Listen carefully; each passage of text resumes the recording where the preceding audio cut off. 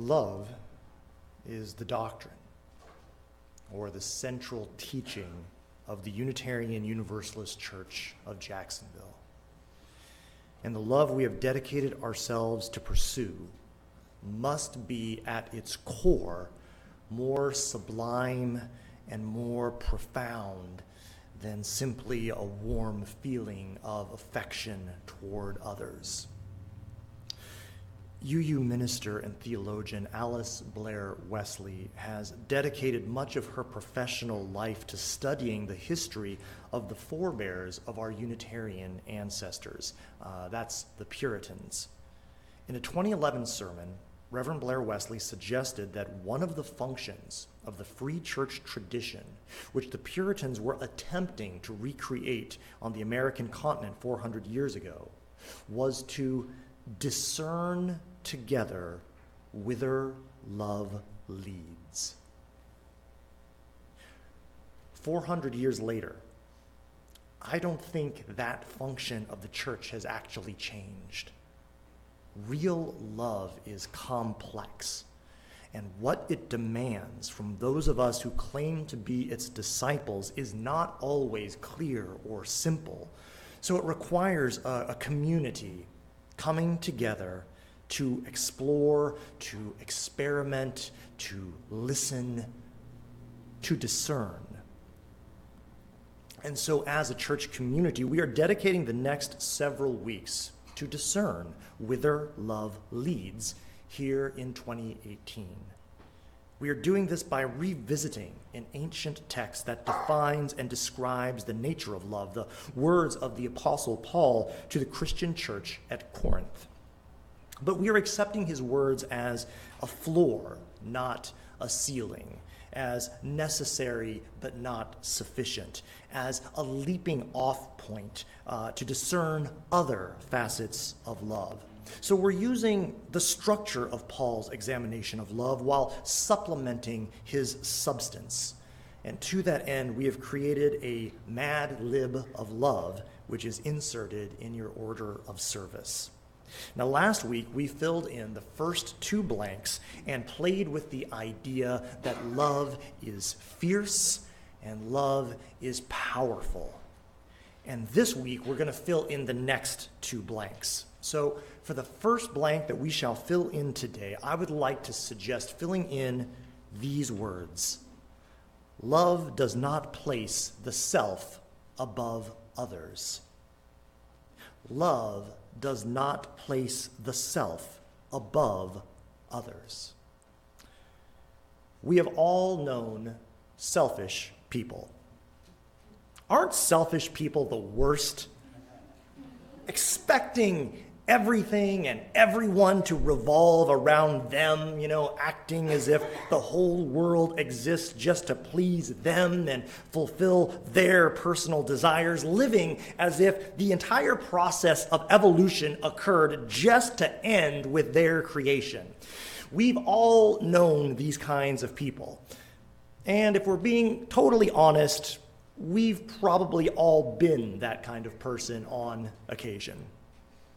Selfishness in small and personal doses is annoying.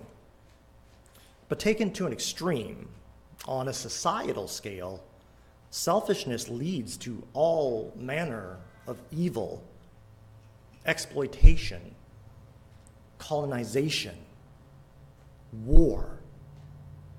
Ultimately, selfishness may lead to the destruction of this planet and the extinction of the entire human species. Considering how dangerous selfishness can be, it is no surprise then that our culture has labeled it, at least putatively, as a vice, while lifting up its converse, selflessness, as a virtue. And we have come to accept that the greatest expression of selflessness is self-sacrifice. Oh, we love self-sacrifice. Or perhaps more honestly, we love the concept of self-sacrifice. The greatest heroes of our greatest stories sacrifice themselves for others.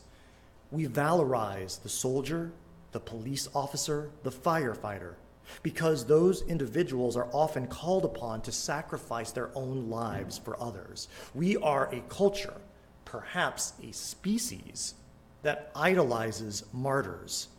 In short, we have elevated the idea of self-sacrifice to be the greatest, purest expression of real love. And that's not entirely surprising considering the historical root of the word itself. The word sacrifice is derived from the Latin sacrificium, and it literally means to make sacred. Conceptually, sacrifice started as a religious concept, the dedication of something belonging to humankind offered up to the divine as propitiation, as atonement, as an attempt to bring us and God together. Self-sacrifice, of course, plays a central role in the Christian story of Jesus. Now, as many of you know, I myself was a Christian for years, and I was a true believer. My very real faith was grounded in my emotional connection to Jesus of Nazareth. And the strength of my emotional connection to Jesus was bound up in the beauty of the story, the narrative of God's self-sacrifice. Because in the Christian story, God flips the script. After millennia of humankind sacrificing to God, in the Christian story, God sacrifices himself for humankind. God takes on flesh, becomes human, suffers and dies an ignoble death, all so that I might have a chance to be redeemed, to be reunited with the divine source. At its core, it's a love story. And over the years, I sang countless love songs to God within Christian churches with sincere gratitude for this immense act of sacrifice. I was so moved by the beauty of the story, I cried real tears. That's why none of us should be surprised that there are over 2 billion Christians in the world today. Christianity has a beautiful, powerful, emotionally compelling story. So by aligning selflessness with the divine, by suggesting that self-sacrifice is next to godliness, we have naturally then come to accept the proposition that the more we give of ourselves, the closer we come to God and embodying real love. But taken to an extreme, this belief can lead to an outcome just as morally problematic as selfishness. What I'm talking about is thinking too little of yourself, undervaluing yourself, debasing, degrading, demeaning yourself in an attempt to lift others up and make them happy, viewing their desires and needs as more important than your own. And it is this danger then that informs the second blank of our Mad Lib today. So if the first blank was, love does not place the self above others, then for the next blank I suggest these words: love does not place others above the self. Love does not place others above the self. Loving yourself is not selfishness. You are a part of the grand scheme of creation or evolution. You are just as much a child of God, however you define that term, as anyone else. You have an inherent worth and dignity equal to every person on this planet. You are not less than anyone. You are not more than anyone. But sometimes this message is lost in a culture that has so fetishized the idea of self-sacrifice. Now, Jesus said the following. So for Christians, this is a command. For the rest of us, maybe it's just a really good idea. But what Jesus said was, love your neighbor as yourself. As yourself. Not greater than yourself, not less than yourself, not in a different way than yourself. The same love that you are to show yourself, show that to others. And the same love that you show others, show yourself. For you cannot love others beyond your capacity to love yourself. Now, a related concept is what we have come to call the golden rule. Just about every religion has a version of this intuitive bit of wisdom. The Western formulation goes like this: do unto others as you would have them do unto you. So, understanding that love of self should be commensurate to the love we show others, I think we can also safely affirm this slight variation of the golden rule.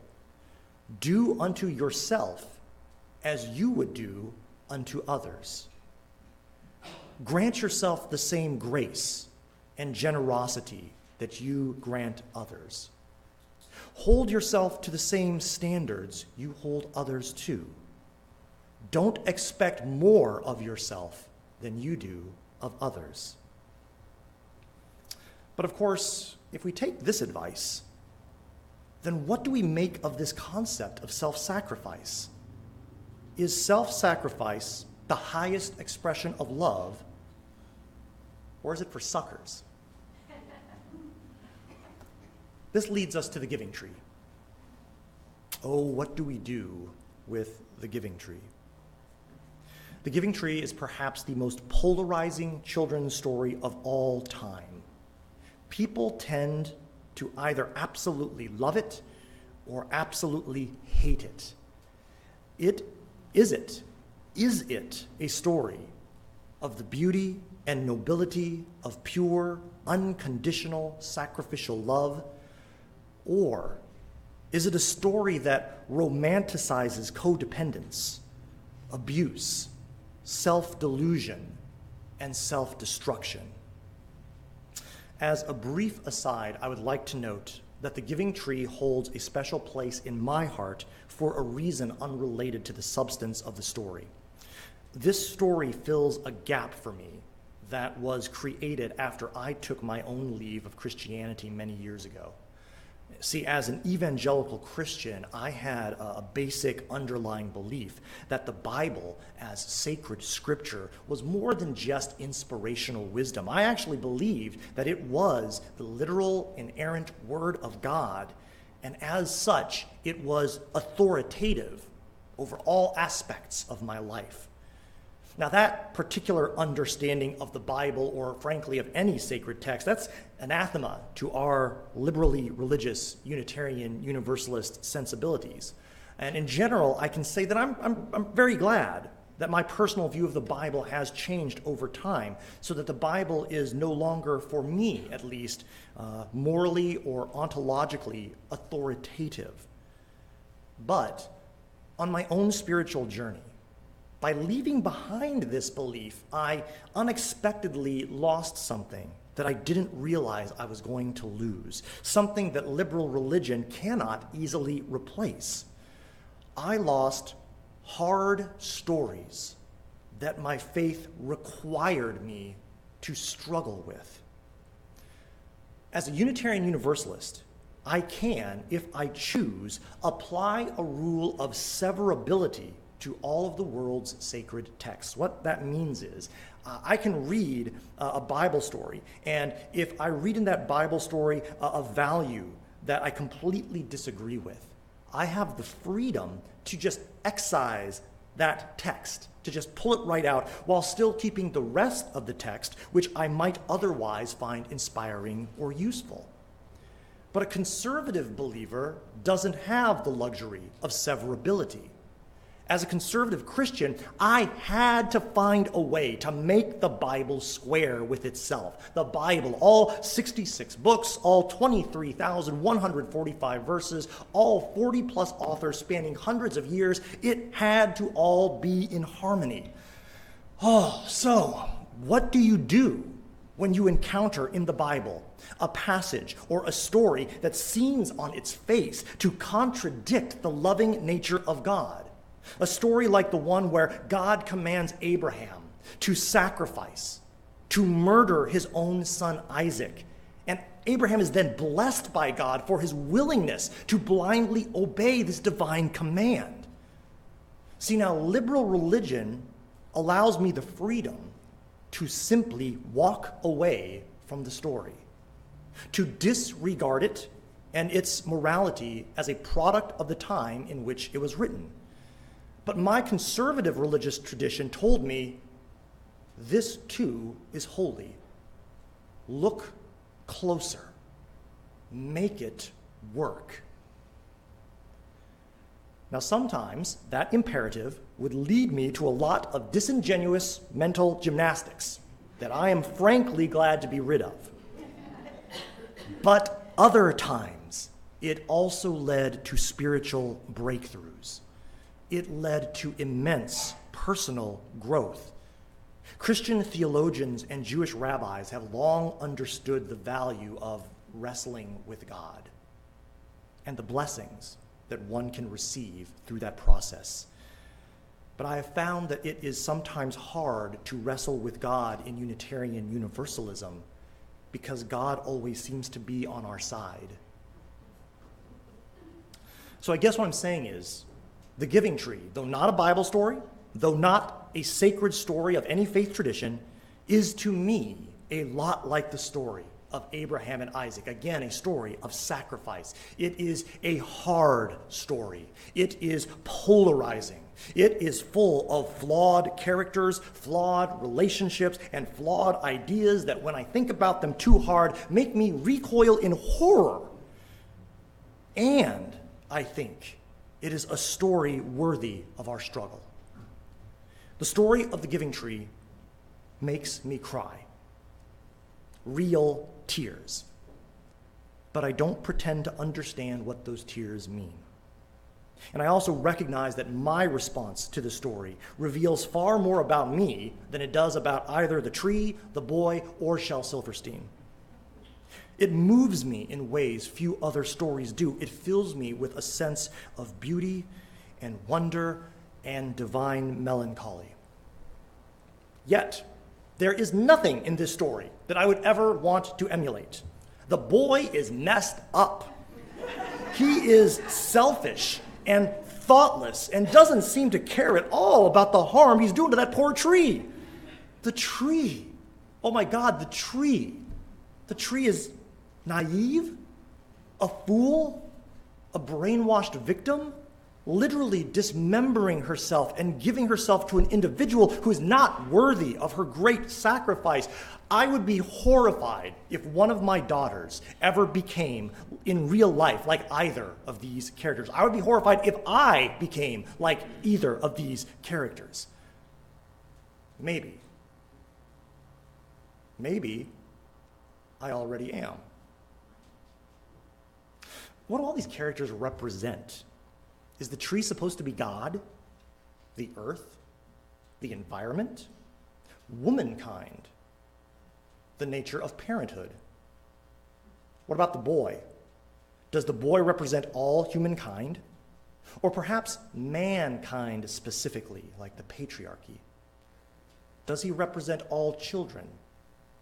Maybe the boy is actually a representation of fatherhood or motherhood, and the tree is actually the dutiful son or daughter desperately trying to take care of their aging, increasingly distant and disinterested and largely ungrateful parent.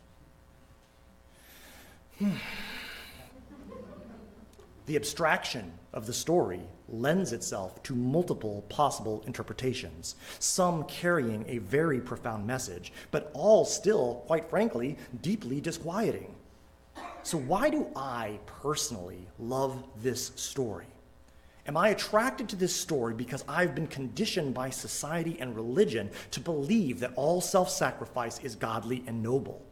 And if so, maybe I need to start deprogramming myself and begin teaching myself a more healthy, a more balanced kind of love that doesn't ultimately end with my own self-destruction. Maybe, though, I envy the tree because she found someone or something for which she was willing to sacrifice everything. And the great tragedy of the story is that the boy was in no way worthy of the tree's sacrifice. Yet the tree found happiness through her sacrifice, which represents either the zenith of enlightenment or the nadir of foolishness. Maybe in real life, I desperately want to find something worthy of sacrificing all for. Something I could totally surrender to, give up everything for, something worthy of me embracing complete self-annihilation, something or someone who tells me, sell all your possessions, give to the poor, and follow me. But in the absence of finding someone or something truly worthy of such sacrifice, much like the tree, I might be willing to accept as a substitute someone or something that at the end of the day at least gives me something that feels like happiness. Perhaps that is the best we can hope for in this life. Perhaps that's why I always cry when I think about this story too long. And yet I also recognize it is very possible that my romanticized reading of this text is also the result of my own social location and privilege. I am an able-bodied, cisgendered, hetero male. I am formally educated, a member of the professional class. I present as white. Perhaps it requires great reservoirs of psychological, emotional, spiritual, and economic resources in order for one to perceive and value extreme self-sacrifice as a virtue. Maybe that's why revolutions are so often started by rich young students. It's a nice thing to be able to choose self-sacrifice and martyrdom, but many people don't have that choice. For them, destruction, annihilation, erasure, it's not a romantic choice. It's a fate that they are doing everything they can to fight and resist every single day, and they rightfully will not accept any suggestion that love requires them to become a desiccated stump. So what is the role of self-sacrifice in love? Well, the answer is as clear as the meaning and value of the giving tree. Finding healthy self-sacrifice as an expression of love may be like threading the eye of a needle. It requires a perfect balance between loving others and loving ourselves equally. Now, in trying to achieve that, we shall fail over and over and over again. In attempting to achieve it, we will occasionally act too selfishly, and we will occasionally act too selflessly. But we mustn't let the fear of failure stop us from trying. If love demands anything, it demands that we try. So I encourage you this week, try. Try to find that balance as best you can. Love yourself as your neighbor. Blessed be.